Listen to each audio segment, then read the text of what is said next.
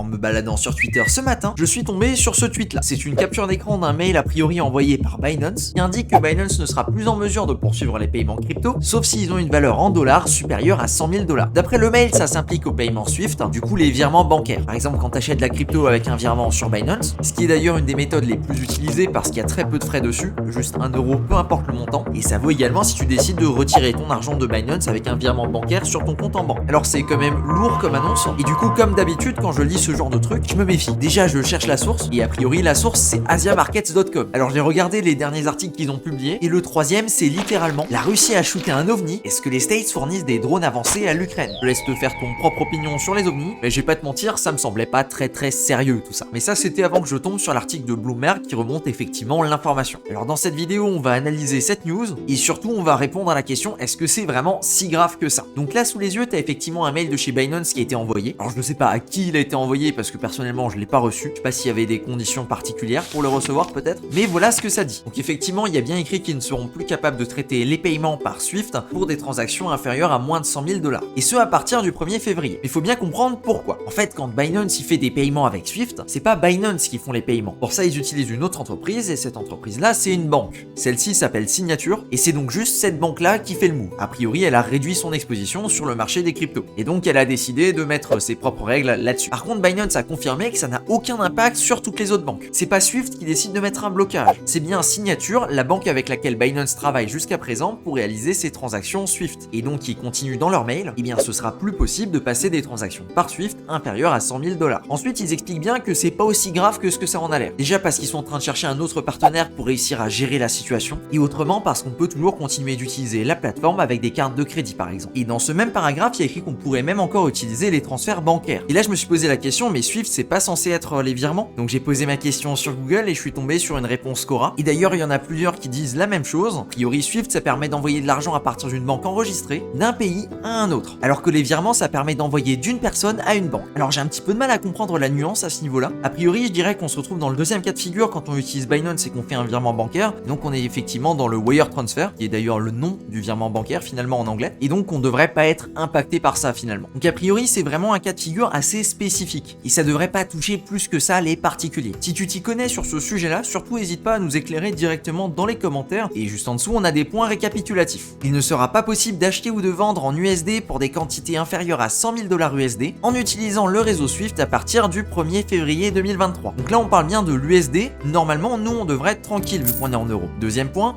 les personnes qui achètent pour plus ou moins de 100 000 $, elles s'en fichent, elles sont pas concernées. On peut continuer d'acheter de la crypto en utilisant notre carte de crédit, ce qui est logique du coup vu que ça n'utilise pas le réseau Swift. On peut continuer d'acheter ou de vendre de la crypto en utilisant les virements bancaires qui incluent les euros. Donc a priori de ce côté-là on est tranquille. On peut continuer d'utiliser le système peer-to-peer de chez Binance pour acheter et vendre de la crypto. Effectivement ça n'a rien à voir avec le paiement Swift. Voilà donc là où on en est dans cette affaire. La conclusion que j'en tire, c'est que comme bien souvent sur Twitter ça s'enflamme très vite, on tire des conclusions hâtives en lisant juste les titres, et ça se partage un petit peu dans une chambre d'écho, ça amplifie le bruit, et d'un seul coup on a créé un monstre à partir d'un truc qui est pas si grave que ça. Donc a priori si t'achètes pour des euros et pas des USD, il y a zéro conséquence pour toi et t'es pas du tout impacté. En tout cas c'est comme ça que je le comprends personnellement. J'espère que la vidéo était pertinente et que j'ai pu répondre à quelques questions par rapport à ça, parce que j'ai vu que ça commençait à prendre pas mal d'ampleur sur Twitter, et je me suis dit en lisant un petit peu le mail que ça semblait pas si grave que ça finalement. Du coup merci à toi pour ton attention, et si ce genre de vidéo update t'intéresse, eh bien tu peux t'abonner à la chaîne, parce que je sors régulièrement des vidéos debunk de ce type. Merci de ton attention, c'était Cryptomage, à plus pour une prochaine vidéo. Ciao.